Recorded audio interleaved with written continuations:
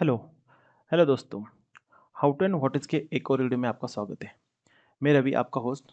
आज हम देखने वाले difference between double equal to and equals method.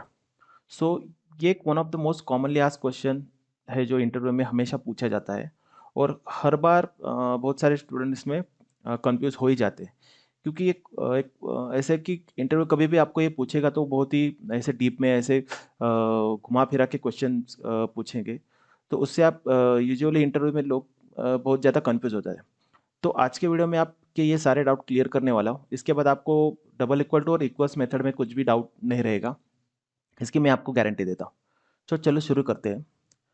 तो सबसे आप जब भी देखोगे तो इक्वल्स टू एक ऑपरेटर है और डबल इक्वल टू एक मेथड है। सबसे इंपॉर्टेंट डिफरेंस है ये दोनों में से यही है कि डबल इक्वल टू एक ऑपरेटर की तरह बिहेव करता है और उसका काम क्या है कि ये जो रेफरेंशियल इक्वलिटी होती है ऑब्जेक्ट की वो चेक करता है।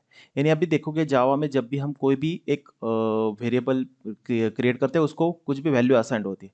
तो जावा में जब भी हम वेरिएबल क्रिएट करते हैं तो उसको भी हम वैल्यू असाइंड करेंगे तो उसको एक्चुअल वैल्यूज जो है उस लोकेशन पे स्टोर होती है और जो उसका रेफरेंस रहता है यानी उस ऑब्जेक्ट की मेमोरी लोकेशन वो उस वेरिएबल में स्टोर होती है।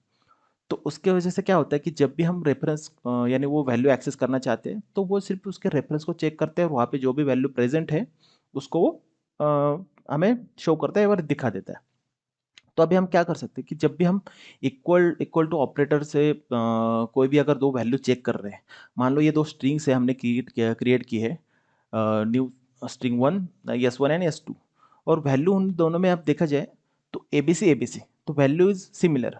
तो अभी क्या है पर इसमें आप देखोगे तो इस केस में जो हमने है ये न्यू ऑब्जेक्ट न्यू कीवर्ड है। न्यू कीवर्ड आपको पता होगा कि न्यू से हम एक नया ऑब्जेक्ट एक्सप्लिसिटली क्रिएट करते हैं, यानी ऑटोमेटिकली जो इम्प्लिसिटली नहीं क्रिएट होगा कि हम एक्सप्लिसिटली बता रहे हैं कि एक न्यू ऑब्जेक्ट क्रिएट करो और जहाँ पे हमें ये वैल्यू स्टोर करनी है। तो अगर हम इस तरीके से एक ऑब्जेक्ट क्रिएट करते हैं दो और उसमें एबीसी नाम की स्ट्रिंग असाइन करते हैं और हम अब इसको डबल इक्वल टू से चेक करेंगे तो उसको हम जब भी अभी देखेंगे तो एबीसी वन दो वैल्यू सिमिलर है पर यहाँ पे इसका जो आउटपुट आ रहा है वो फॉल्स आ रहा है। इसका रीज़न ये है कि एबीसी ये जो है ये वैल्यू अलग अलग ऑब्जेक्ट लोकेशन क्रिएट हुए हैं और वहाँ पे स्टोर्ड है। तो जब भी ये डबल इक्वल टू ऑपरेटर इन दोनों वैल्यू को चेक करने जाएगा तो वो सबसे पहले चेक करेगा कि उनकी जो एक्चुअल मेमोरी लोकेशन है यानी उसका रेफरेंस है वो सिमिलर है या नहीं है। तो यहाँ पे हमने न्यू ऑपरेटर यूज़ करके उसको क्रिएट किया है। इसके वजह से उसकी जो लोकेशन है वो डिफरेंट है। इसके वजह से डबल इक्वल टू ऑपरेटर हमेशा हमें फॉल्स रिजल्ट ही देगा।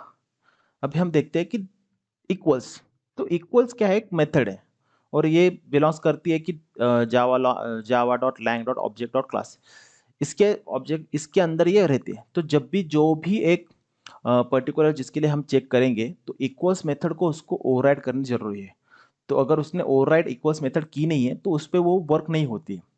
तो मैं आपको ये आगे एक एग्जांपल में दिखाता हूँ, लेकिन सबसे पहले हम चेक करते हैं कि एग्जांपल। अभी सिमिलर हम एग्जांपल जो हमने previous example double equal to की टाइप चेक किया था, सिमिलर एग्जांपल हमने अभी लिया है कि न्यू स्ट्रिंग क्रिएट किए एबीसी से और S two new string create किए एबीसी से। पर अगर हम इस बार हमने इक्वल्स मेथड के यूज से हमने इसको चेक किया कि ये दोनों वैल्यू सिमिलर है या नहीं है। तो अभी आप यहाँ पे देख सकते हो कि ये दोनों की वैल्यू को वो जब रिजल्ट आ रहा है वो दे रहा है ट्रू। इसका रीजन यही है कि इक्वल्स मेथड क्या करता है ये चेक करता है कि उसके एक्चुअल वैल्यू सिमिलर है या नहीं है। तो अभी यहाँ पे वैल्यू तो एबीसी दोनों की सिमिलर है, इसके लिए इसका जो आउटपुट आया वो है ट्रू।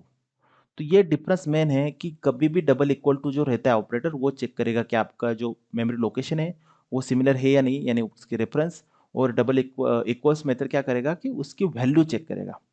सो अभी अब कभी भी आप इसको अभी आपने एक प्रोग्राम में यूज करोगे तो ये चीज़ ध्यान में रखने की बहुत ज़रूरत है। तो अभी हम क्या देखेंगे कि ये इक्वल्स जो मेथड है उसको स्ट्रिंग बफर और स्ट्रिंग बिल्डर इसमें कैसे वर्क करता है। तो अब देखोगे string builder and string buffer ये कॉमनली यूज इन जावा। तो अभी हम देखो कि हमने क्या किया है कि स्ट्रिंग बफर से एक दो स्ट्रिंग क्रिएट की है एबीसी नाम की और हमने उसको डबल इक्वल टू से चेक किया है और इक्वल्स मेथड से चेक किया है। तो अभी इस केस में आप देखोगे तो अभी मैंने जैसे आपको बताया था कि डबल इक्वल टू क्या करता है उसकी रेफरेंस चेक करता है। तो हमने क्या किया न्यू स्ट्रिंग क्रिएट किया स्ट्रिंग बिल्डर से तो न्यू ऑब्जेक्ट क्रिएट हो रहा है। इवन दो वैल्यू सिमिलर है पर इसकी न्यू ऑब्जेक्ट क्रिएट हो रहा है, इसके लिए उसका रेफरेंस और मेमोरी लोकेशन अलग है, इसके लिए उसकी वैल्यू डबल इक्वल टू से फॉल्स आएगी।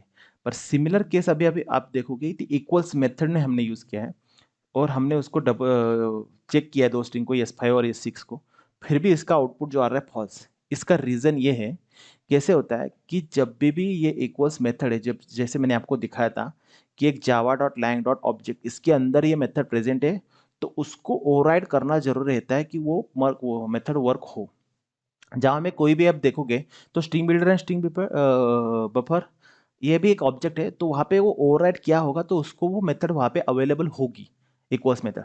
पर यहाँ पे उसको अवेलेबल हो नहीं रही है, क्योंकि बाय डिफॉल्ट देखोगे string buffer and string builder जो है वो does not override the equals method of object class. और उसकी वजह से क्या हो रहा है कि ये जब भी जो सबसे स्टार्टिंग में क्या करता है बाय डिफॉल्ट, ये चेक करता है रेफरेंशियल इक्वलिटी ऑफ ऑब्जेक्ट।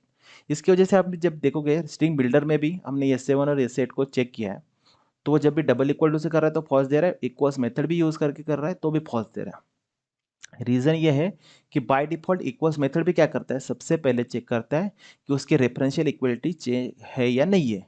अगर उसको ओवरराइड किया है वो मेथड को, ओवरराइड करना यहाँ क्या होता है कि बाय डिफॉल्ट ऑब्जेक्ट क्लास में एक मेथड है, उसको ओवरराइड करके उसकी वो फंक्शनैलिटी उसमें प्रोवाइड होती है, यानी बाय डिफॉल्ट जावा के अंदर से होता है कि, और वो मेथड की वजह से वो बाय डिफॉल्ट चेकिंग उसकी रेफरेंशियल ना करके उसको वैल्यू चेक करे।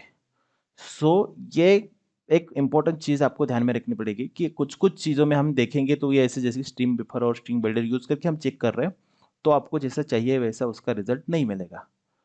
तो अभी इसमें आपको जो सबसे इम्पोर्टेंट चीज़ मेन डिफरेंस याद में रखना है वो है कि इक्वल्स मेथड है और वो हमेशा चेक करता है उसकी वैल्यू, और डबल इक्वल एक ऑपरेटर है और वो हमेशा चेक करता है उसका रेफरेंस।